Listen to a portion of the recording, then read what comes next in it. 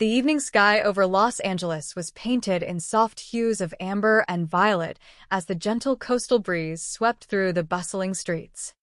In a quiet, secluded corner of the city, away from the glittering lights of Hollywood, a meeting was taking place that would set a profound chain of events into motion. Maxwell Strager, known to a select few as Captain, stood by the window of his office, his face etched with a mixture of anxiety and anticipation. The door opened slowly and Tully Morgan walked in, carrying himself with a relaxed, almost careless confidence. "Hey, Captain, it is great to see you again, sir," Tully said, his voice carrying a casual warmth that contrasted sharply with the heavy air in the room. Maxwell turned around, exhaling a long breath. "Tully, how did things go in San Francisco?" "It was a snap," Tully replied, flashing a wide, easy smile. "And you will not have to worry any more about old Sergeant Major McKittrick making those trips down here and trying to put the squeeze on you." Maxwell nodded slowly, reaching into his desk drawer to pull out a thick paper envelope. "Good. Well, there you are. How much are you going to count it?" Tully looked at the envelope and let out a soft laugh. "What for? It is all there, is it not?" "Yeah, $10,000. "Well, why count it? I mean, if friends cannot trust each other, it is a sorry comment on life, right?" "Right," Maxwell murmured, though his eyes remained guarded. "Boy, this Los Angeles is someplace, huh, Captain?" Tully continued, looking out at the sprawling cityscape. "I haven't seen much of it yet, but I am already liking the energy here." Maxwell placed his hands on the desk, leaning forward slightly. "I put an extra $200 in the envelope." Tully paused, looking up with genuine surprise. "What for, sir?" "You do not owe me anything else. There is a flight at 6:45 for New Orleans," Maxwell said, his tone carrying a sudden urgency. "I made a reservation for you. Better hurry up. You might be late." "Hey, Captain, don't you want to hear how it went down?" Tully asked, leaning against the edge of the desk, completely unbothered by the rush. "As long as you did the job right, that is all that interests me," Maxwell replied, turning his back to look out the window again. "Right. It was perfect." "I am glad," Tully said, his voice dropping into a conversational storytelling tone.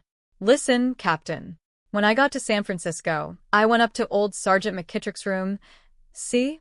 And, well, we both got snoggered, right? Anyway, he did. I faked it." Maxwell shook his head without turning around. "Look, you do not have to tell me that. I told him I had met a couple of chicks and, well, let us go get them," Tully continued, chuckling at the memory. "You know how the sergeant was about women. So, we went down to get in the car. And, man, was it dark. Not a soul on the street. That is when I let him have it. I put him in the car, you know, and I let it roll down one of those long, steep hills. And, man, it was hitting cars on both sides of the street. And then, finally, right through the side of a closed corset shop. Captain, I wish you could have seen it. I will bet you the whole $10,000 his brain was mush." Maxwell closed his eyes, a shudder passing through his shoulders. "Yeah, well, I have got to leave. You have got a plane to catch." Tully stood up straight, his smile fading just a fraction as his eyes caught something through the glass. "Captain? I do not want you to turn around right now, but there's a fellow over there taking photographs of us." Maxwell stiffened completely. "Taking pictures of us?" "Yes, sir." "Where?" "Just behind you," Tully whispered, his gaze locked on a figure standing near a stack of timber in the adjacent lot. "Are you sure?" Maxwell asked, his voice trembling. "Yes, sir. Why don't we just roll over here by this stack of lumber? And when we get to the edge, you just keep on talking naturally.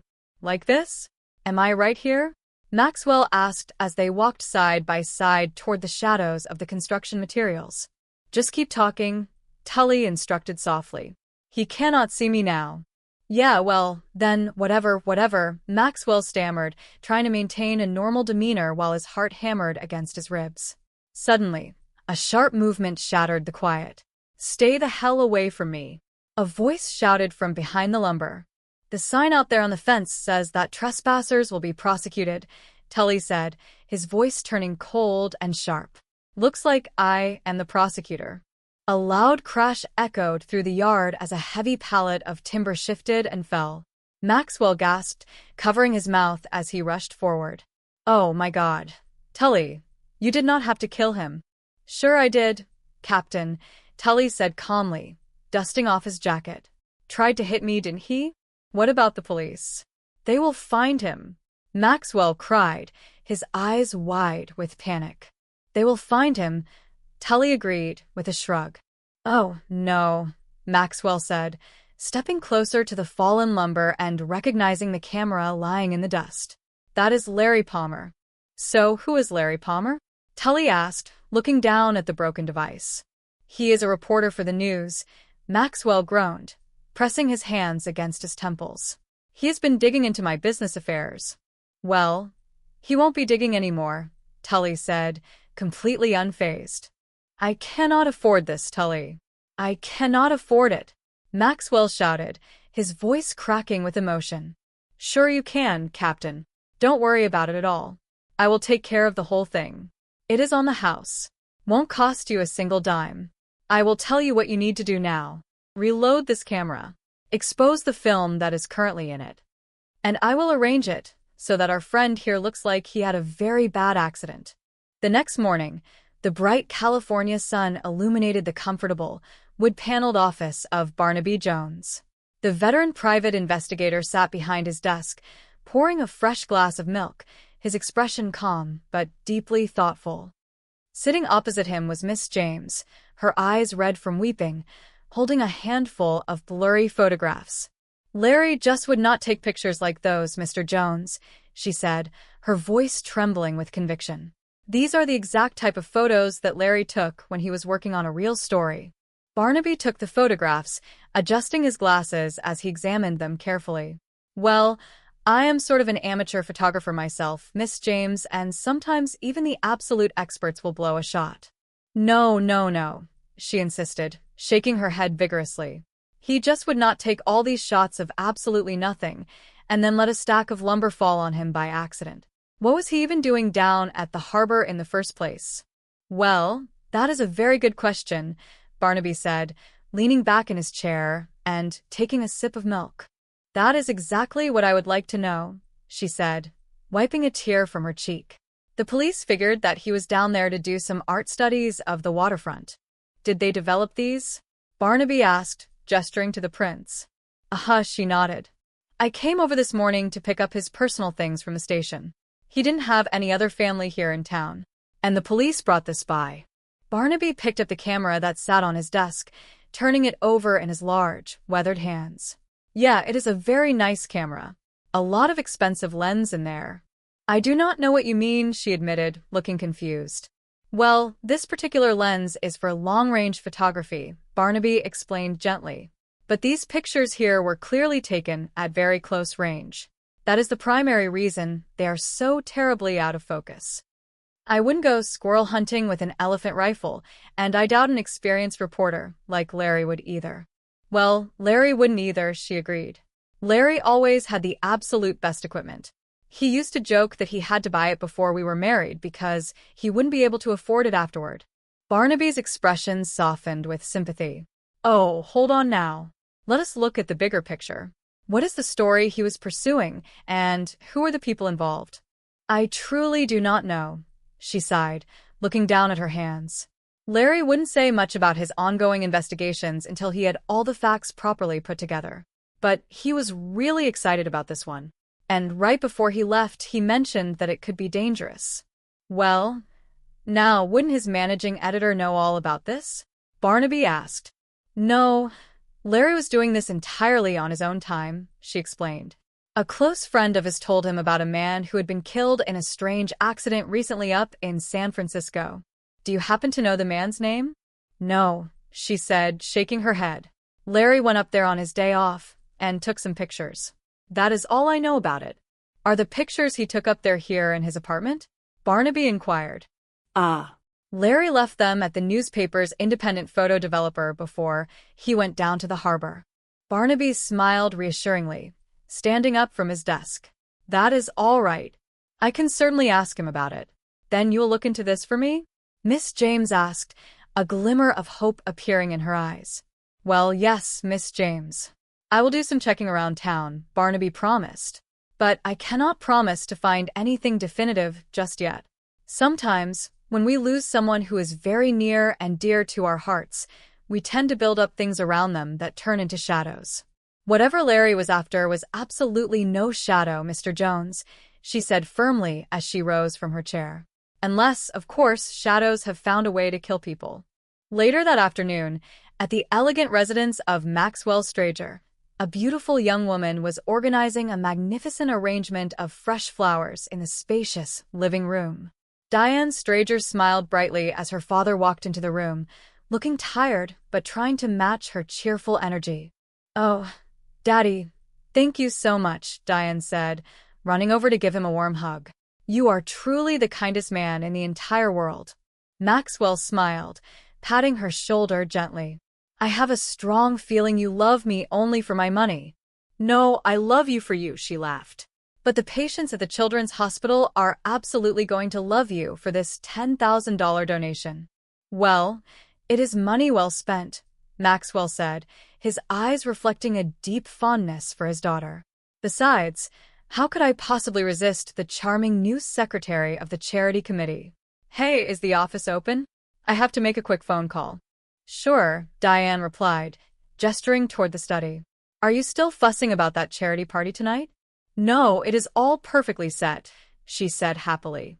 "I have called the caterers, the florist, and my brand new dress is officially ready." Maxwell walked into the adjoining office, but as he opened the door, his heart dropped. Sitting comfortably in one of the leather armchairs, pouring himself a drink, was Tully Morgan. "Hi, Captain. How are you doing?" Tully said with a cheerful wave. "What are you doing here?" Maxwell whispered harshly, quickly closing the door behind him so Diane wouldn't hear. "You were supposed to have caught that plane on Sunday evening." "I know," Tully said, taking a sip from his glass. "But I got to thinking about it, and I kind of like Los Angeles, and well, anyway, roughnecking on those oil rigs back east is pretty hard work. Besides, I don't really have any good friends back in Louisiana." "I am telling you, it isn't safe for us to be seen together at all," Maxwell hissed, his hands trembling. "What if the police saw us and started asking questions?" "About what?" Tully asked, completely unbothered. "Listen, Captain. I checked the San Francisco newspapers yesterday. They listed McKittrick's death as a pure accident. The Los Angeles papers did the exact same thing about Palmer.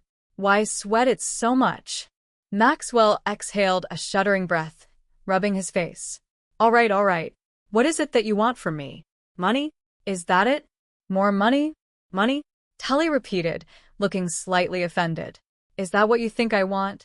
"No, sir. You have been very good to me over the years, and I truly appreciate it. I just came by to say a friendly hello." "All right, you said it," Maxwell said, pointing toward the back exit. "Now take off." "I rented a nice apartment just a few blocks away," Tully offered casually. "You want to come over later and have a cold beer?" "You did what?" Maxwell gaped, horrified. "Sure, I gotta have some place to live," Tully said. "Hey, here are the 2 bills you gave me earlier. I won't be needing them anymore. I figure with the 10 grand I got, I might as well settle down on a solid investment around here." "No, you do not do that," Maxwell ordered, his voice rising in panic. "You get that money you get directly on a plane. Now, that is a direct order from your former captain. Now go." "You are making me mad, Captain," Tully said, his voice suddenly losing its warmth, turning flat and dangerous. "Tully, I am sorry," Maxwell backtracked quickly, seeing the shift in the younger man's eyes. "You are my friend, Captain," Tully said, stepping closer. "Oh, please," Maxwell pleaded. "Tully, I am sorry." "Don't ever make me mad," Tully warned softly, the menace hanging heavily in the air. "Tully, I lost my head for a moment, okay?"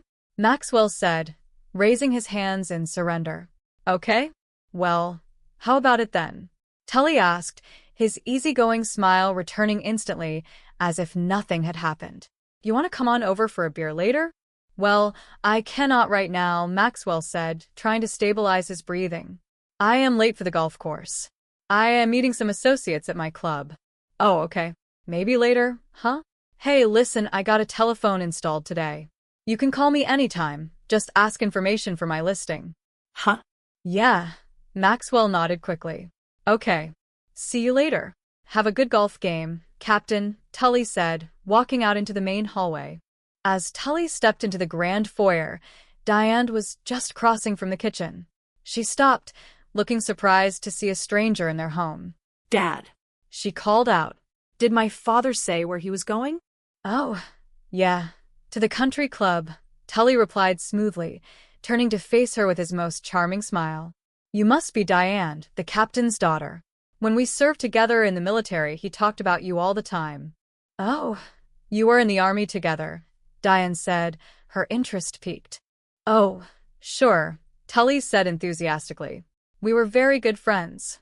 I just got into town a little while ago, and I stopped by to say hello.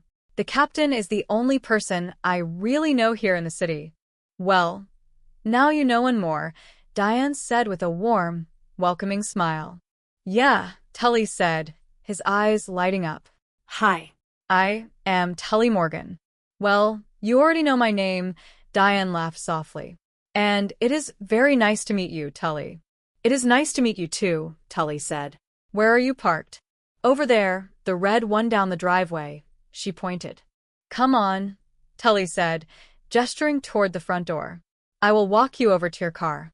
Hey, listen, your dad and I really were good friends. I am not kidding you. Didn't he ever tell you about the time we were in Saigon and we went to that massive outdoor bazaar? I mean, the whole thing was spread out in front of us. You know how it is. So, we walked over, and it was incredible. Across town, Barnaby Jones was entering a small, brightly lit photography studio. Tom, the newspaper's primary film developer, greeted him with a nod and handed over a fresh brown envelope. Here you go, Barnaby, Tom said. These are the pictures Palmer had me develop for him. He brought them in late Saturday night when he got back from his trip to San Francisco. Thanks, Tom, Barnaby said, pulling the glossy prints out under the desk lamp. Not much to those shots, Barnaby, Tom observed, leaning over. Just some stiff in the San Francisco morgue. Once you kill them and chill them, they all look pretty much alike. Yeah, not a pretty sight at all, Barnaby murmured, studying the grim details. Do you have any idea who this man is? There is a newspaper clipping taped to the back of one of those prints, Tom pointed out. Barnaby turned the photograph over and read aloud. John J. McKittrick, retired Sergeant Major, United States Army, was killed last night on Green Avenue when his car raced downhill completely out of control and plunged into the side of a building. McKittrick was pronounced dead on arrival at Mercy Hospital. Larry left that exact article with the roll of film, Tom explained. I stuck it on there when I finished making the prints. Isn't it highly coincidental? Barnaby mused, his sharp eyes narrowing. A dedicated reporter goes all the way up to San Francisco on his rare day off to check out a routine accidental death. And on the very next day, he is killed in another sudden accident right here in Los Angeles. Barnaby, I've been working around the city for a very long time, Tom said with a sigh. I could tell you a lot more strange stories than that one. Larry's managing editor didn't even know why he went up there. Did he mention anything else to you? No, Barnaby said, picking up the receiver of the desk telephone. Besides, what difference would that make now anyway until we find the thread? Mind if I use your phone, Tom? No, go ahead, Tom waved. Barnaby dialed his office number, waiting patiently as the line clicked through. Barnaby Jones's office. May I help you? Betty Jones's cheerful voice answered from the other end. Betty, you haven't had a proper vacation for a very long time, Barnaby said with a chuckle. How would you like one? Barnaby, what proof milk have you been drinking today?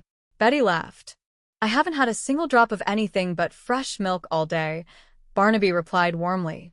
Now, Betty, you have been working very hard, and I know how much you truly like the city of San Francisco.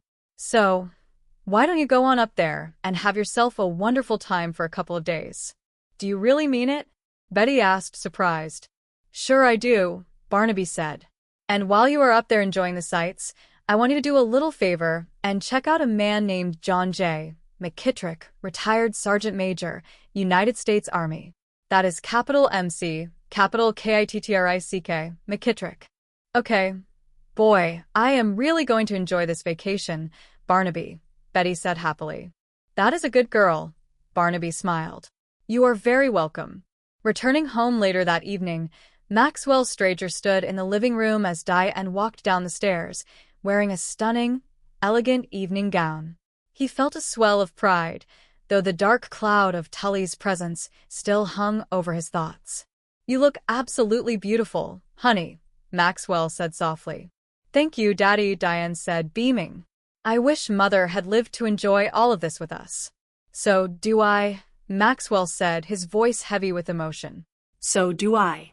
Oh, I rearranged the flowers after the florist left, Diane noted, gesturing to the vibrant centerpieces. How do they look to you? Just perfect, Maxwell praised. Oh, and the roses are lovely. Excuse me, Daddy, Diane interrupted with a bright smile as the doorbell rang. I have a wonderful surprise for you tonight. She walked to the front door and opened it, revealing Tully Morgan dressed in a borrowed suit, looking polished but slightly out of place. Hi, Diane said warmly. Hi, Tully replied, stepping into the foyer. Hi, Maxwell said, his face draining of color as he stepped out of the living room. Hi, Captain, Tully said with a cheerful nod. Daddy, can you believe a good friend like Tully was in town? Diane asked, turning to her father. You ought to be thoroughly ashamed of yourself for not inviting him to the party in the first place.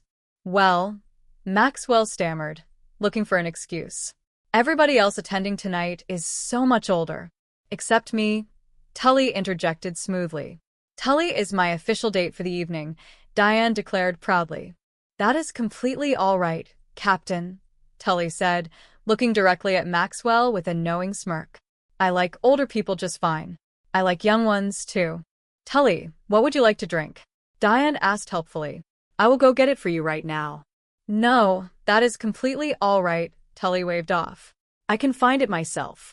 I am always very good at finding bars. As Tully walked toward the refreshments, Maxwell pulled Diane aside, his voice a frantic whisper. Where exactly did you meet him again? At the office today, right after you left, she explained, looking confused by his intensity. Why? Well, just the absolute least you could have done was ask me before inviting a stranger into this home, Maxwell scolded. Daddy, you invited absolutely everybody else to this party tonight, Diane said, her feelings hurt. Can I at least have one person here for myself? Well, how about Ron or Jimmy? Maxwell suggested quickly. You could have easily invited one of them instead. Ron and Jimmy bore me to tears, Diane sighed. Besides, Tully is incredibly cute. Cute, Maxwell repeated blankly, feeling the walls closing in on him. The next morning, Barnaby Jones visited a bustling industrial machine shop on the outskirts of the city. Joe Rockwell, a sturdy veteran with grease on his hands, was working diligently on a piece of